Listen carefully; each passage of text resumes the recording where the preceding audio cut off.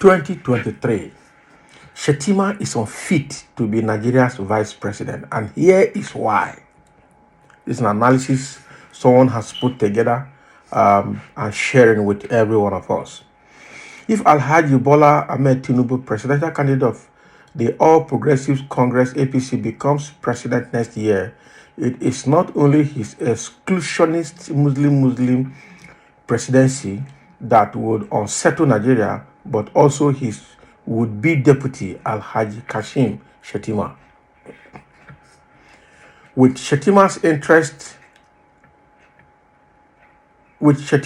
inherent tetchiness and pugnacity, he would be gratuitously rude and provocative, and with his uncouth and indiscretion, he would be utterly divisive and toxifying. Truth is, a vice president Shettima would be unlike any civilian vice president in Nigeria's history. But before we develop that proposition, we must first discuss a critical and related one, namely, no previous presidential candidate in Nigeria did what Tinubu has done. I am not referring to the devilry of his Muslim ticket. Rather, I am talking about his deliberate decision to pick a long-standing political ally and also associate as his running mate. None of the past leading presidential candidates behaved in that manner. Consider the evidence. Shehu Shagari barely personally knew Alex Ekweme before making him his running mate. MKO Abiola has no prior close political or personal relationship with Baba Gana Kingibe. Olusegun Obasanjo was not Atiku Abubakar's buddy. Omar Musa Yar'Adua hardly personally knew Goodluck Jonathan. Jonathan himself had no prior long-standing political or personal relationship with Namadi Sambo. And Muhammadu Buhari wouldn't, prior to 2015, regard Yemi Osinbajo as a political soulmate. But Tinubu puts personal friendship and loyalty above all else. As Lagos State Governor, Tinubu had 3 deputy governors within his 8 years in office, having triggered the impeachment of 2 of them. So a plausible explanation for choosing a crony as his running mate is that he doesn't want to work with a vice president with whom he has no courtship, bonded relationship. Thus, he picked as his running mate a long-standing political ally who ran his presidential primary campaign and was neck-deep in the shenanigans that secured him victory. However, given Tinubu's style of politics, this is potentially dangerous. His feudalization of Lagos state politics and government is based on treating the state as a personal fiefdom, whereby he, the feudal lord, is surrounded by ultra-loyal serfs who all seem to have sworn to an oath of secrecy. Truth is, Tinubu presidency would be utterly secretive and mafia-like because he totally abhors openness, transparency, and accountability. Thus, there must be real worries that a president Tinubu and a vice president Shettima would put their personal loyalty to each other above open and transparent government, that their coziness would trump good governance. Sadly, the omens are bad. Recently, Shettima audaciously carved out functions between himself and Tinubu. He said that if they won next year, he would be in charge of security while Tinubu would handle the economy. Essentially, Shettima was reversing the traditional and constitutional roles of president and vice president. Traditionally and constitutionally, the vice president, as a chairman of the National Economic Council and head of the Economic Management Committee, leads on the economy, albeit reporting to the president. But the president, as commander-in-chief of the armed forces, is undisputedly in charge of national security. For a vice president to be in charge of security, he must have control over the security chiefs, who are usually answerable to the commander-in-chief. Even now that the president is in charge of national security, the security agencies lack effective coordination due to inter-agency rivalries. Now, what would happen if they had to report to a vice president with whom they have no inherent loyalty? It is a recipe for utter dysfunctionality, or a recipe for utter dysfunctionality. Indeed, come to think of it, why would someone who, as a state governor, ignored intelligence warning about the abduction of the 276 Chibok girls in 2014, some of whom are still in captivity, be so arrogant and insensitive as to say he would be in charge of security if he became vice president? And why would a responsible presidential candidate who prioritizes the national interest agree to such a warped idea from his running mate? No previous vice presidential candidate displayed such a muscular and ambitious tendency. But truth is, there are worrying parallels between Tinubu and Shettima. Both are political opportunists with ingrained opportunistic streaks and narcissistic self-overindulgence, not to mention their ferocious sense of entitlement. Ela Emilokon. Indeed, recently, Shettima confirmed those characterizations when he listed Tinubu's attributes he admired.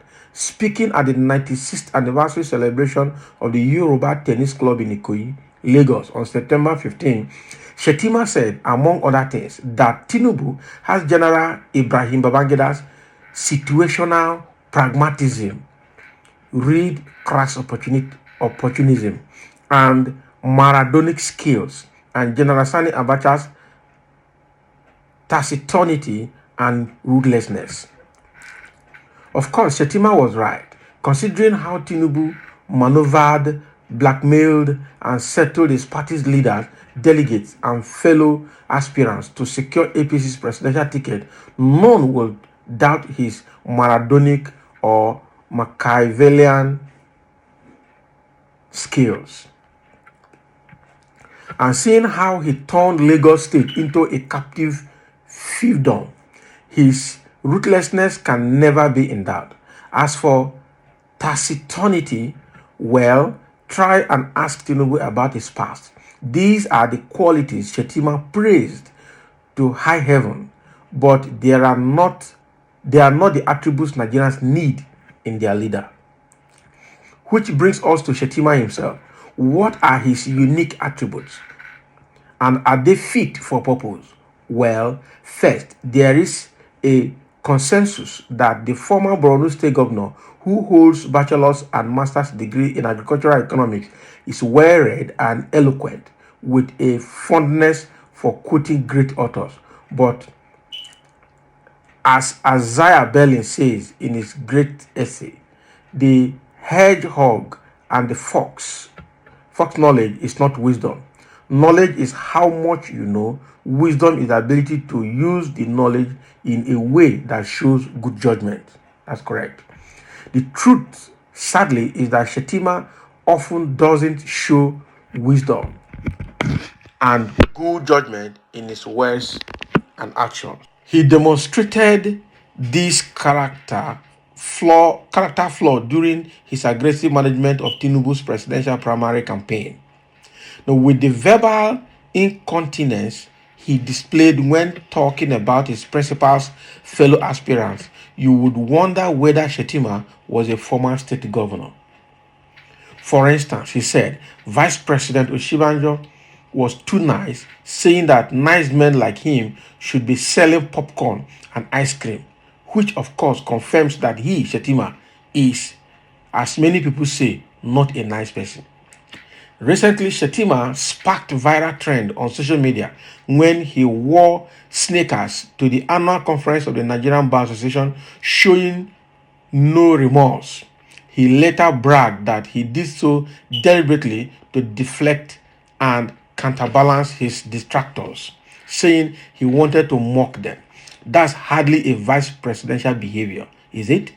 It is hardly a behavior of someone who wants to be the number two citizen of a serious country. But if you think those examples are trivial, consider this. The only defining issue on Nigeria today is restructuring. But what did Shettima say about it? In a viral video, he said, "Restructuring my foot, really? Dismissing such a critical national issue so uncouthly?" And why?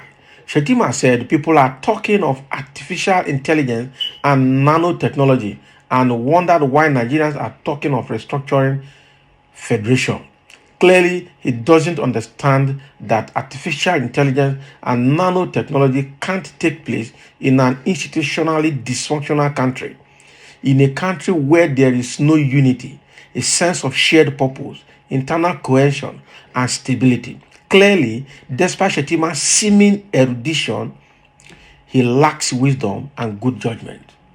So why does this matter? It matters because, truth be told, if Tinubu wins next year, Nigeria would be more turbulent and divided than it has been under President Buhari. He would try and use money and patronage to co-opt people. But that won't work because the issues are very deep. In such circumstances, a belligerent vice president with a tendency for rudeness and touchiness would exacerbate a bad situation. Nigeria is inherently volatile and prone to crisis. It needs a calm and thoughtful vice president who can help douse tension, not one that will inflame it through reckless and provocative comments. Shettima simply doesn't fit the bill. Wow. This is a very nice analytical write-up about Shettima and about Tinubu, their characteristics, their personalities, their qualifications, their positions, their intentions, and everything about them is not in alliance with the state we want the country to be today. Everything about them is not in alliance with the characteristics and the personality of whom Nigerians want to lead them come 2023. This analysis is just super. And if Nigerians are intelligent and smart enough, they should have seen all of these manifesting in these two people, both the presidential candidate and the vice presidential candidate of APC, right from the time they started planning their primaries and all through how the primaries were conducted and how they came out as the flag bearers of the party. They were all shrouded in some form of buying of delegates, in some form of financial influence on other contemporaries in the party. So I love this analysis and it's just worth sharing. So just put your comment and say what you think about this analysis concerning Tinubu and his running mate Shettima. Thank you for listening.